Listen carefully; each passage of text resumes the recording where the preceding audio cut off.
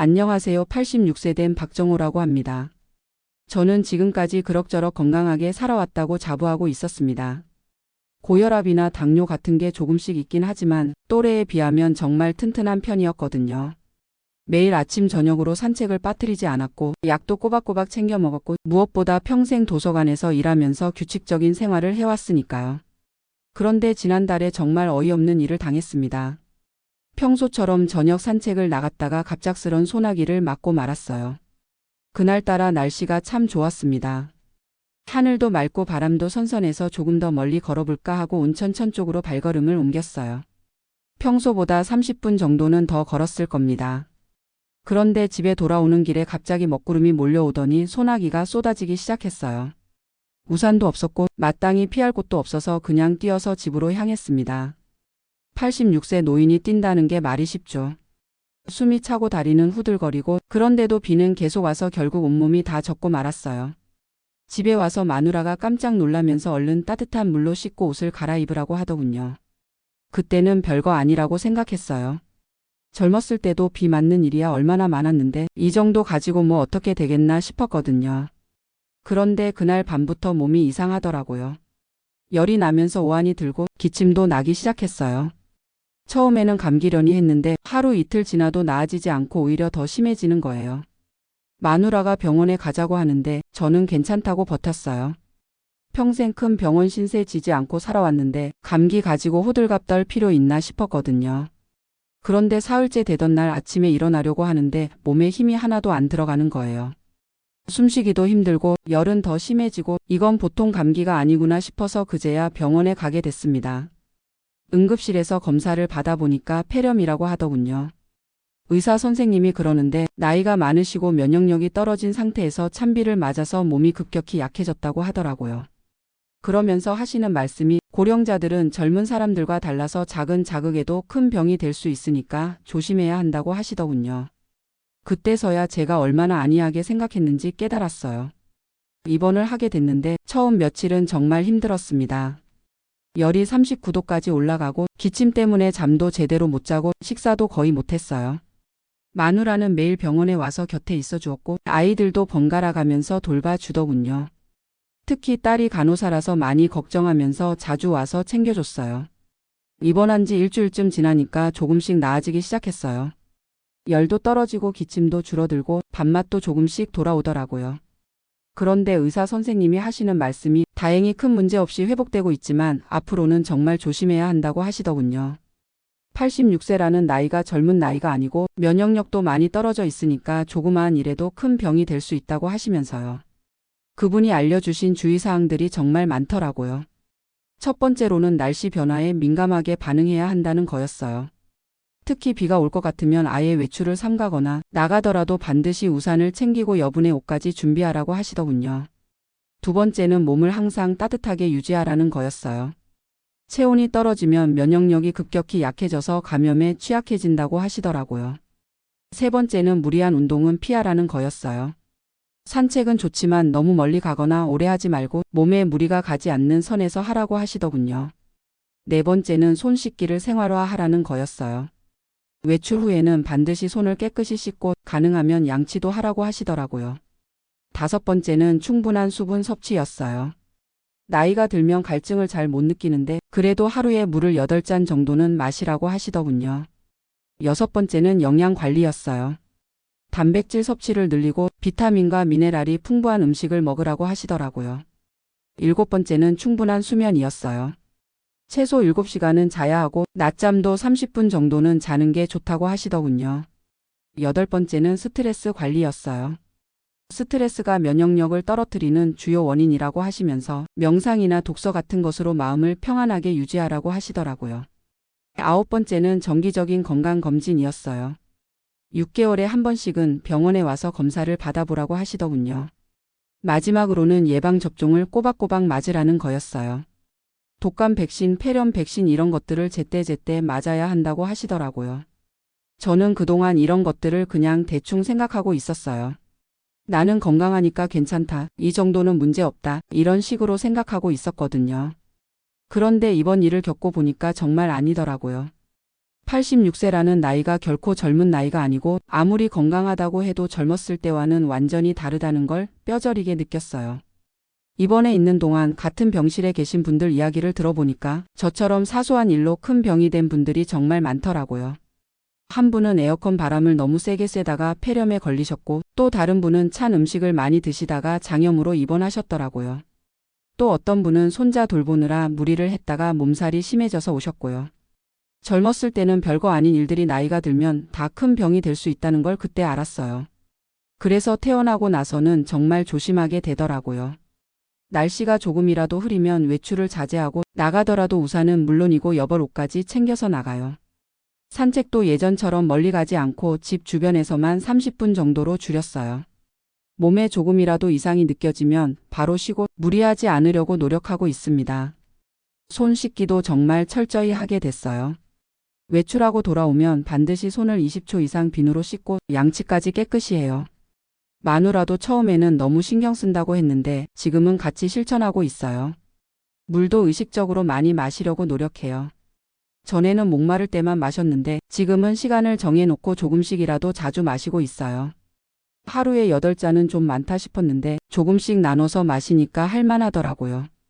식사도 많이 신경 쓰게 됐어요. 마누라가 단백질이 많은 음식을 해주려고 애쓰고 있어요. 생선이나 두부, 계란 이런 것들을 자주 먹고 야채도 다양하게 먹으려고 해요. 영양제도 먹기 시작했어요. 의사 선생님이 추천해 주신 비타민 D하고 아연 같은 거요. 처음에는 이런 거 안 먹어도 된다고 생각했는데 면역력에 도움이 된다고 하니까 챙겨 먹고 있어요. 수면도 정말 중요하다는 걸 깨달았어요. 전에는 밤에 책 보다가 늦게 자는 경우가 많았는데 지금은 10시면 잠자리에 들어요. 낮잠도 점심 먹고 30분 정도는 꼭 자고요. 처음에는 낮잠 자면 밤에 잠이 안 올까봐 걱정했는데 오히려 밤잠도 더 잘 오더라고요. 스트레스 관리도 신경 쓰고 있어요. 전에는 뉴스를 많이 봤는데 요즘 뉴스 보면 스트레스 받을 일이 너무 많잖아요. 그래서 뉴스는 하루에 한 번만 간단히 보고 대신 좋아하는 책을 읽거나 바둑을 두면서 시간을 보내요. 마누라하고도 예전보다 더 많은 대화를 하게 됐어요. 입원해 있을 때 마누라가 얼마나 걱정했는지 보니까 정말 미안하고 고마웠거든요. 그래서 지금은 하루 있었던 일이나 생각하는 것들을 더 많이 나누려고 해요. 아이들과도 연락을 더 자주 하게 됐어요. 전에는 괜히 애들 바쁜데 연락하는 게 미안했는데 이번 일을 계기로 서로 안부를 더 자주 묻게 됐어요. 특히 딸이 간호사라서 건강 관련해서 조언을 많이 해줘요. 정기검진도 꼬박겜 받고 있어요. 전에는 아픈 데 없으면 병원 갈 필요 없다고 생각했는데 지금은 3개월마다 한 번씩은 병원에 가서 기본 검사를 받아요. 혈압, 혈당, 콜레스테롤 수치 같은 거 체크하고 폐 상태도 확인받고 있어요. 예방접종도 제때제때 맞고 있어요. 독감 백신은 매년 가을에 맞고 폐렴 백신도 의사 선생님이 권하신 대로 맞았어요. 처음에는 백신 맞는 게 좀 무섭기도 했는데 실제로 맞아보니까 별거 아니더라고요.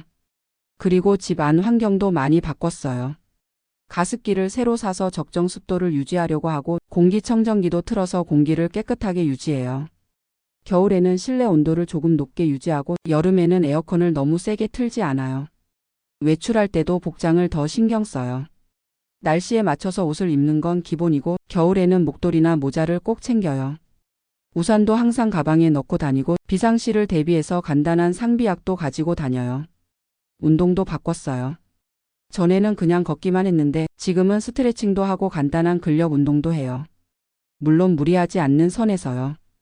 의사 선생님이 근육량이 줄어들면 면역력도 떨어진다고 하시더라고요.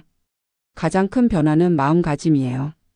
전에는 나이가 들어도 젊었을 때와 똑같이 할 수 있다고 생각했는데 이제는 나이에 맞게 살아야 한다는 걸 받아들이게 됐어요. 무리하지 않고 조심하면서 하지만 너무 위축되지는 않게 살려고 해요.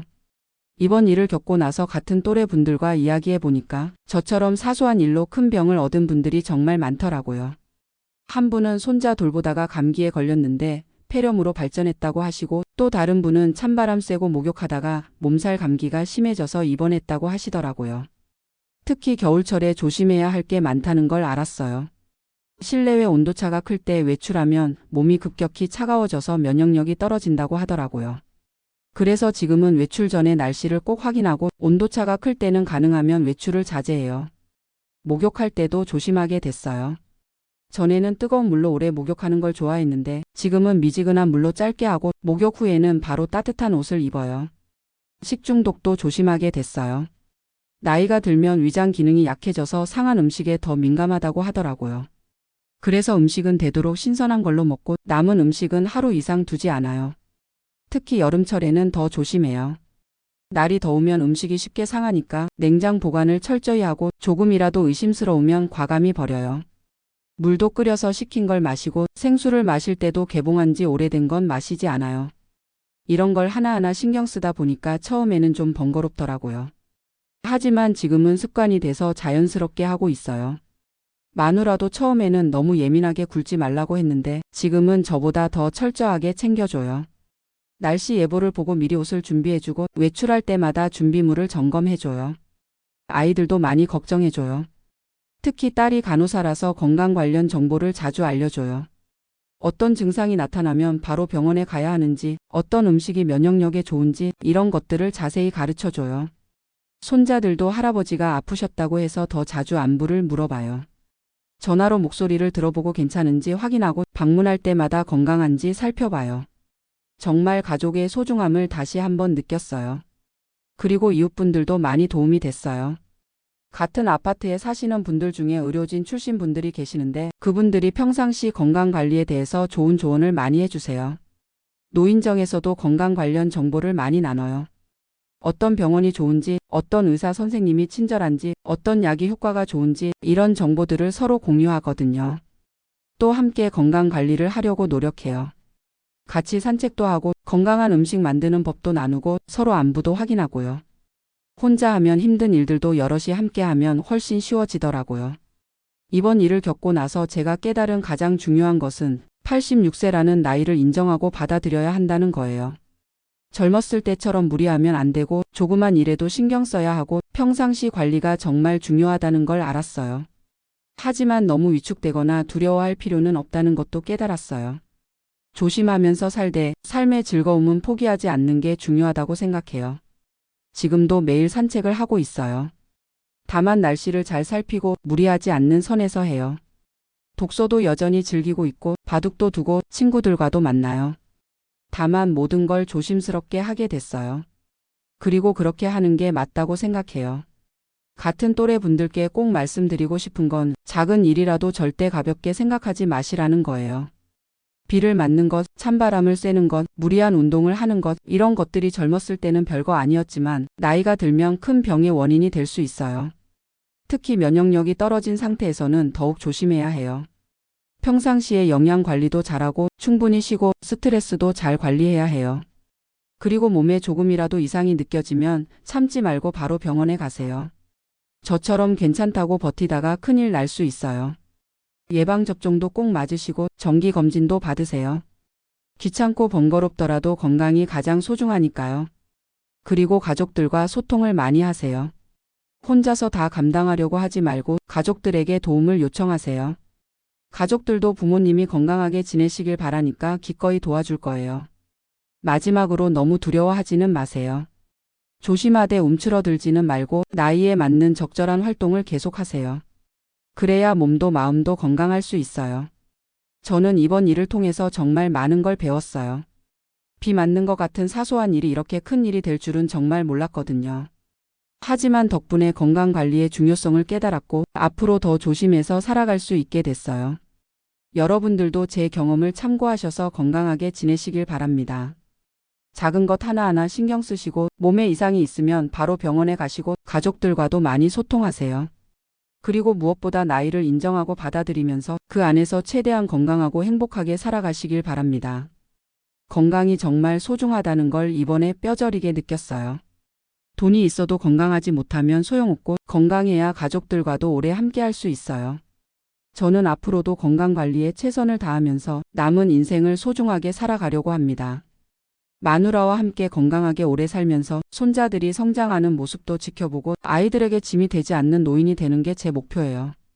그러기 위해서는 지금부터라도 더 철저하게 건강관리를 해야겠다고 생각해요. 여러분들도 저처럼 뒤늦게 후회하지 마시고 지금부터라도 건강관리에 신경 쓰시길 바랍니다. 작은 습관의 변화가 큰 차이를 만들어낼 수 있어요. 저도 아직 배우고 실천하는 과정이지만 함께 건강한 노후를 만들어가면 좋겠습니다.